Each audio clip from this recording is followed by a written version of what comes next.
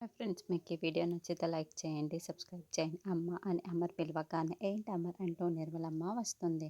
గదిలో నుంచి మనోహరి కూడా బయటికి వస్తుంది. అమ్మ, నేను మిస్ అమ్మ బయటికి వెళ్తాను, ఏమైనా పని ఉంటే మనోహరికి చెప్పండి అని అమర్ చెప్పగానే అదేంటి మిస్ అమ్మ తీసుకుని అమర్ ఎక్కడికి వెళ్తున్నాడు, ఏం పనులు చేయాలనా అని మనోహరి మనసులో అనుకుంటూ ఉంటుంది.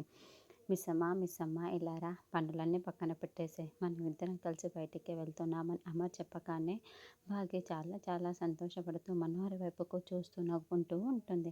అలాగే అండి, పదానికి వెళ్దాము అని భాగ్య అంటుంది.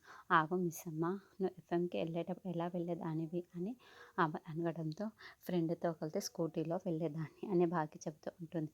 మిస్ అమ్మ అమర్ అడుగుతున్నది, నువ్వు ఎలా వెళ్ళేది కాదు, ఎలాంటి డ్రెస్ వేసుకునేది అని అడుగుతుంది. అని నిర్మలం అన్న చూడీదార్ వేసుకునేదాన్ని అని భాగ్య చెబుతూ ఉంటుంది.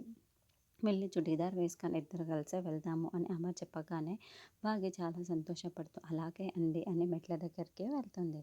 అయితే ఇంతకుముందు చూడీదార్ వేసుకురమ్మని అమర్ బయటికి తీసుకువెళ్ళడం, అప్పుడు రౌడీలు దాడి చేయడం మొత్తం కూడా గుర్తు చేసుకొని మళ్ళీ వెనక్కి వచ్చేసి అమర్ దగ్గరికి వచ్చి నేను రానండి అని చెప్పడంతో అమర్ షాకింగ్గా చూస్తూ ఉంటాడు. మిస్ అమ్మ, అమర్ ఏం అడిగారో నువ్వేం అర్థం చేసుకున్నావు, ఇలాంటి సమాధానం చెబుతున్నావు అని సదాశివం అంటే ఆయన మాటలు అర్థమయ్యాయి. ఆయన మాటల వెనుక పరమార్థం కూడా అర్థం, అందుకే ఇలా మాట్లాడుతున్నాను అని భాగ్య చెబుతుంది. మిస్ అమ్మ, అమర్ నేను బయటికి తీసుకువెళ్ళడానికి డ్రెస్ మార్చుగా రమ్మంటున్నాడు అని నిర్మలమ్మ అంటే నాకు అర్థమైంది అత్తయ్య, ఆయన ఇప్పుడు అలా ఎందుకు చెప్తున్నారో మీకే అర్థం కావటం లేదు. బయట ఇంకొక షూట్ ఐటెల్తో ప్లాన్ చేసి ఉంటారు, నేను పరిగెత్తడానికి వీలుగా చూడీదార్ వేసుకుని రమ్మంటున్నారు అని భాగ్య చెబుతుంది. ఏంటి మిస్ అమ్మ ఇలా మాట్లాడుతున్నావు అని సదాశివం అంటే ముందు వెళ్ళి రెడీ అయ్యి రాపో అని అమర్ అంటాడు. అప్పుడండి నేను ఏదో మోసపోయాను, కానీ ఇప్పుడు మాత్రం నేను అస్సలు మోసపోను, నేను రెడీ అయ్యి వచ్చేదే లేదు అని బాగా చిటికెలు వేసి వేలు చూపిస్తూ అమర్కి చెప్తూ ఉంటాను. ఐ లూజ్, నేను రమ్మంటాను అందుకు కాదు, ముందు వెళ్ళి రెడీ అయ్యి వస్తావా లేదా అని అమర్ అనడంతో నేను రానని చెప్తున్నాను కదా అని భాగ్య కూడా గట్టిగా చెబుతూ ఉంటుంది. చూడు, 5 నిమిషాలలో నువ్వు రెడీ అయ్యి అవ్వాలి అని అమర్ చెబుతాడు. ఏంటి అమర్ ఇలా చేస్తున్నాడు, ఎక్కడికి తీసుకొని వెళ్తున్నాడు అని మనోహరి తెగ టెన్షన్ పడిపోతూ ఉంటుంది. వెళ్ళు మిస్ అమ్మ వెళ్ళు, మొండికెయ్యకు అని సదాశివ నిర్మలమ్మ అంటే లేదత్తయ్య, లేదు మామయ్య, నేను వెళ్ళను అని భాగ్య మొండికేస్తూ ఉంటుంది. ఇక 2 మినిట్స్ ఉంది, నా టైం 1 మినిట్ వేస్ట్ చేసినా నేను అస్సలు ఒప్పుకోలేదు లేదు అని నేను బయట వెయిట్ చేస్తాను, వచ్చేసే అని అమర్ వార్నింగ్ ఇచ్చి వెళ్తాడు. వెళ్ళమ్మా వెళ్ళు అని నిర్మలమ్మ చెప్పడం, అయ్యో నాకు తప్పేలా లేదు అని బాగా అనుకుంటూ రెడీ అవ్వడానికి పరుగులు పెడుతూ ఉంటుంది.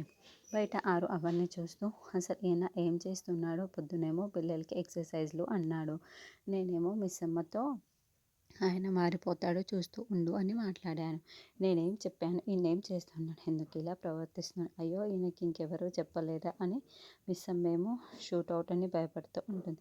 నాకు కూడా ఏదో తేడా కొడుతుంది అని ఆరు అనుకుంటూ అయ్యో మిస్ అమ్మ వచ్చేస్తుంది అని చెట్టుకు వెళ్ళి దాక్కొని గమనిస్తూ ఉంటుంది. వచ్చాను పదండి వెళ్దాం అని కార్తీయన్ అని భాగ్య అంటే అమర్ బైక్ దగ్గరికి వస్తాడు. అరే మనం బుల్లెట్లో వెళ్తుంటామా అని భాగ్య గంతులు వేసి అమ్మని గట్టిగా హగ్ చేసుకొని సంతోషపడుతూ మళ్ళీ ఒక్క క్షణం ఆగిపోతూ ఉంటుంది. అవును, షూట్కి వెళ్తున్నప్పుడు కార్లో కాకుండా ఇలా బైక్లోనే కదా వెళ్ళేది, నా పిచ్చి కాను అని అనుకుంటూ టెన్షన్ పడుతూ ఉంటుంది. బైక్ ఎక్కువ అని అమర్ చెప్తూ ఉంటాను, నేను ఎక్కను అని భాగ్య అంటుంది. ఎక్కువ అని అమర్ కాస్త గట్టిగా చెప్పడంతో భాగ్య భయపడుతూ వెనుక కూర్చొని అమర్ భుజం పైన చేయి వేయగానే ఆరు వేసినట్లు అమర్ ఊహించుకుంటాడు. ఏవంటే బయలుదేరదామా అని ఆరు ఎలాగైతే అడుగుతుందో భాగ్య కూడా అలాగే అడిగినట్లు మనకి చూపిస్తూ ఉంటారు. ఇంకా భాగ్య ప్లేస్లో ఆరుని అమర్ ఊహించుకొని ఉంటాడు.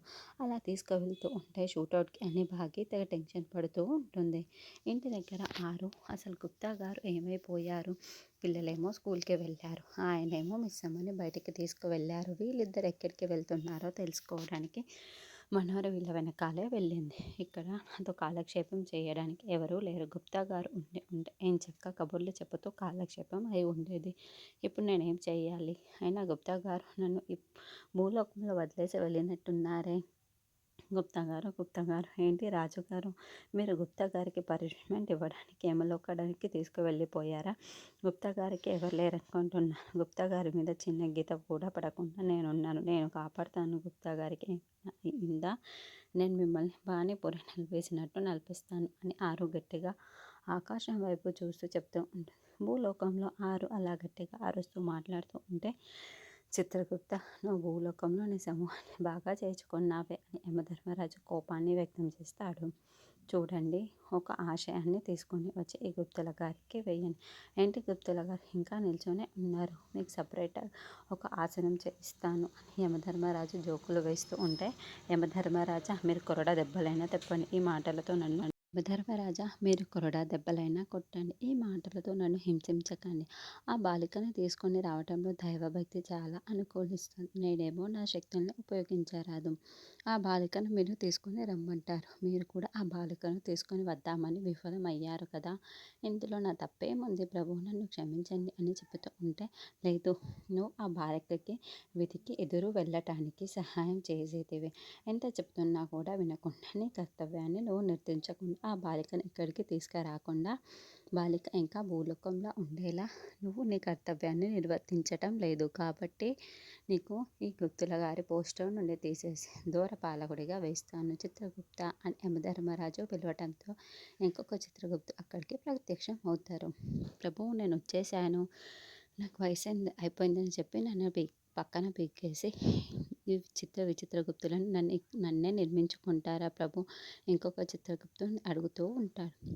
నేను ఇతగాడికి బాగా శిక్షణ ఇచ్చాను, కానీ ఇతను ఇంత అసమర్థులుగా తయారు అవుతాడు అని నేను అస్సలు ఊహించలేదు ప్రభు, అనుభవమే గొప్పది అని ఇతగాడు ఎందుకు పనికిరాడు అని నీకు ఇప్పటికైనా అర్థమైందా ప్రభు అని గుప్తా గారు చెప్తూ ఉంటాడు.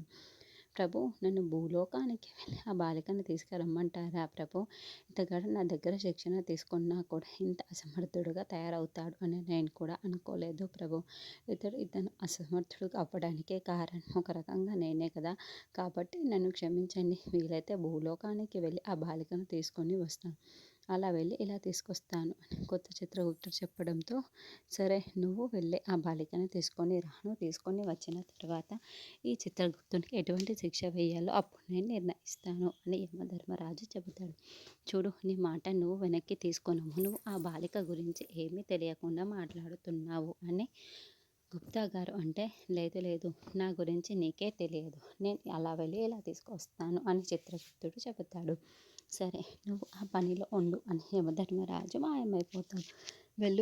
వెళ్ళిన తర్వాత నీ అంగుళికం జాగ్రత్తగా చూసుకో అని గుప్తా గారు చెప్తే, నువ్వు నాకు చెప్పాల్సిన అవసరం లేదు, నా అనుభవం ముందు నువ్వెంత, అలా వెళ్ళి ఇలా తీసుకొస్తాను అని ఆహారు దగ్గరికి బయలుదేరి ధూమ్ తక అని మాయమైపోవడం.